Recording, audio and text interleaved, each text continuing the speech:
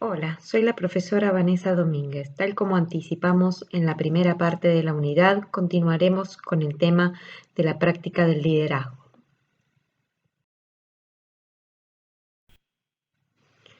Alonso, en su escrito El liderazgo como modelo alternativo para gestionar el poder en las organizaciones, aporta una mirada del fenómeno acercándonos una línea de sucesos en la historia de la humanidad. Descubriremos liderazgo en conquistas magnas, obras faraónicas, la organización del pueblo hebreo por Moisés, grandes cruzadas, guerras mundiales y revoluciones industriales. Todos estos acontecimientos importantes de la historia de la humanidad, movimientos muy sólidos que llevaron años, décadas y siglos. En todos estos grandes esfuerzos colectivos podemos identificar personas que se destacaron por la dirección de esos logros épicos.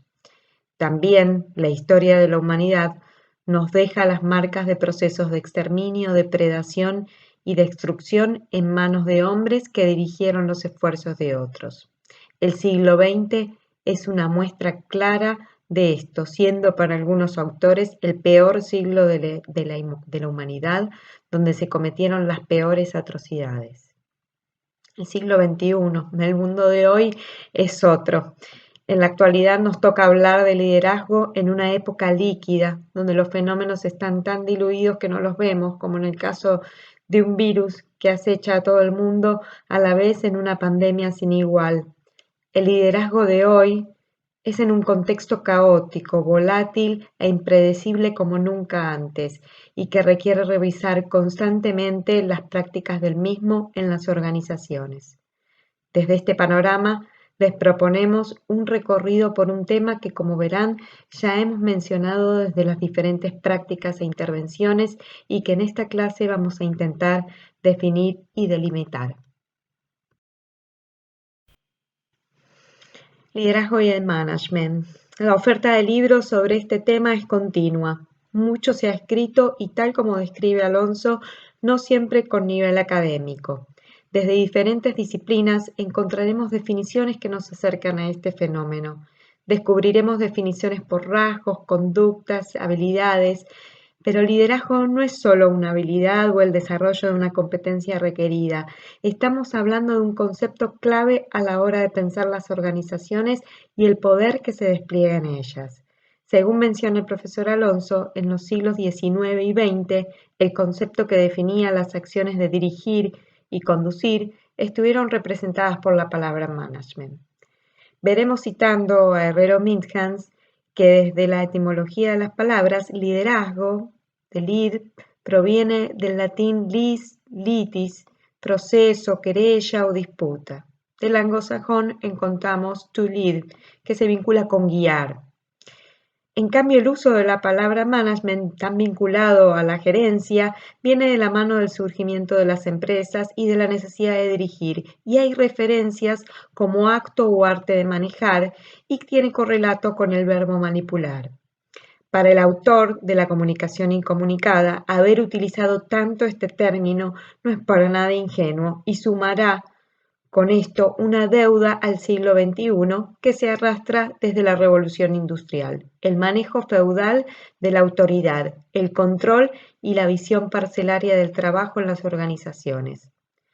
Desde el mismo interior del sistema capitalista surge el concepto del liderazgo y promovido por una serie de factores de contextos encadenados que enumera Alonso. Al mismo tiempo, advierte cómo quedaron obsoletas las capacidades de gerenciamiento, muchas veces por planes de carrera que premiaban la antigüedad en la organización y no la capacidad de gestionar personas desde la aplicación de capacidades sociales, vinculares e interpersonales. Arrastrando esto, la necesidad de gestionar a los nuevos trabajadores y a los nuevos escenarios de trabajo desde un marco de reformulación sistémica de la relación entre capital y trabajo. Considerar la gerencia desde una perspectiva de liderazgo implicando maneras distintas de administrar el poder.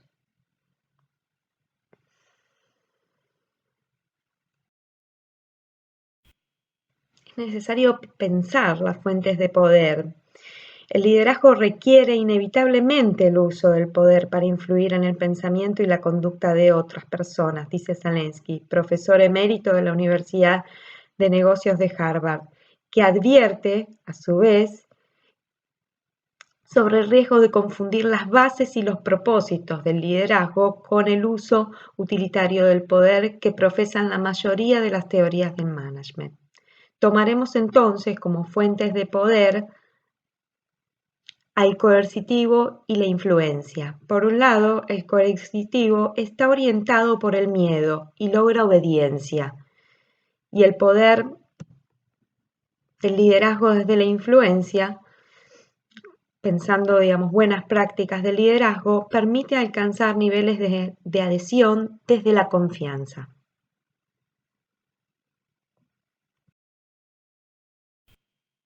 Al incluir el uso del poder, esta práctica representa un comportamiento que se transforma en autoridad cuando se encuentra su legitimación en el reconocimiento de los seguidores.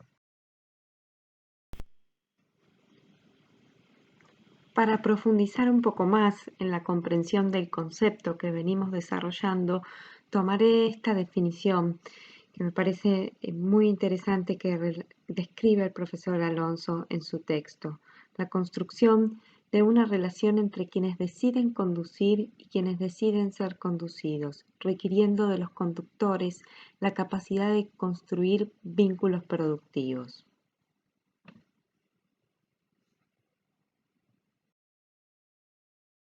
En este sentido, el liderazgo en las organizaciones se va a caracterizar de diferentes formas. Alonso menciona y destaca que encontraremos que conducir personas en una organización no está disociado de la capacidad de conducir nuestras propias vidas. Entonces, el liderazgo siempre es personal. ¿De qué manera podría ser si no es dando el ejemplo? Es una relación recíproca entre aquellos que deciden conducir y aquellos que deciden seguir. El liderazgo es un diálogo, no un monólogo. Para esto el feedback puede ser una gran herramienta. Requiere de habilidades de construcción de vínculos con la gente, vínculos que construyen confianza y compromiso. Tal como hemos visto, también su base es la legitimación del poder. Es importante también destacar la dimensión política de 360 grados que implica el liderazgo en las organizaciones, que nos marcan la necesidad de conocer el impacto del rol del jefe o jefa, donde cada acción, decisión, silencio genera una marca positiva o negativa en otros. Esto requiere de un fuerte trabajo de conocimiento y administración de la red de influencia.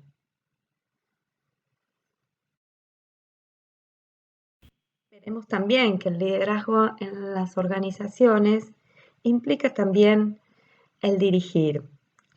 Dirigir y liderar será el doble desafío que enfrentan las áreas gerenciales y de mandos medios en las organizaciones. La capacidad de cumplir, por un lado, con los objetivos fijados y la capacidad de trabajar con otros, gestionando el desempeño y coordinando acciones que conduzcan a resultados esperados. Esto requiere el paso por muchas conversaciones donde se clarifican y revisan expectativas, se indagan motivos y se logran acuerdos. Ahí está el liderar.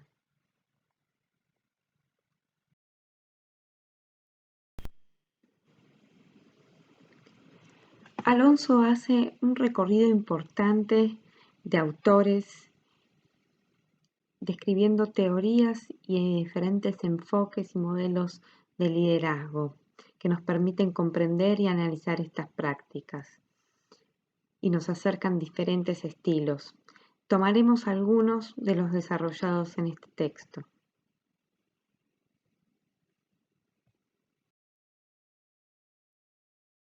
El liderazgo de servicio de Greenleaf. Citando al autor, el liderazgo de servicio comienza con el sentimiento de que lo más importante para nosotros es servir y que para conseguirlo necesitamos liderar. Para comprobar si lo estamos consiguiendo, nos debemos preguntar si las personas a las que servimos Crecen y son más libres, autónomas, sabias y sienten la necesidad, por tanto, de servir a los demás también. Este enfoque representa un liderazgo ético que busca procurar servicio a los integrantes de la organización y de la sociedad en general, donde se destacan la escucha activa, la empatía y el compromiso.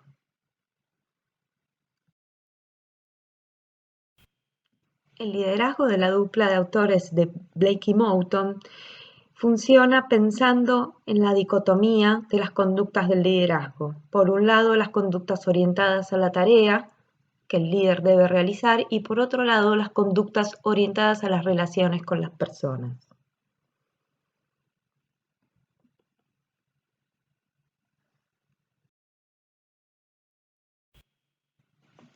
El liderazgo situacional de Blanchard propone el autor y pone de manifiesto que modelos de conducción necesitan mutar desde estilos rígidos y estereotipados, a partir de los cuales siempre se conduce igual, sin reparar en las contingencias, hacia modelos situacionales en donde los cambios contextuales y la naturaleza propia de cada tarea, más los grados de madurez de un colaborador, definan el estilo más apropiado.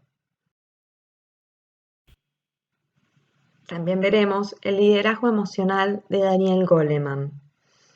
Goleman propone un modelo de liderazgo emocional basado en su teoría de la inteligencia emocional, definiendo estilos pensando en competencias que involucran aspectos emocionales, como la autoconciencia, la conciencia social, la gestión de las relaciones y la autogestión.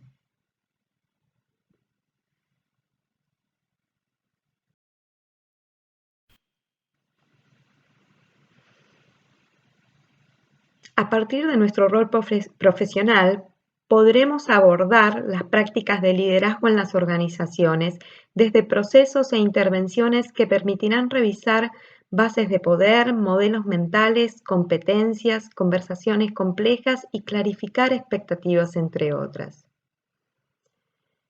Como verán, muchas de estas prácticas e intervenciones ya las hemos trabajado en clases anteriores.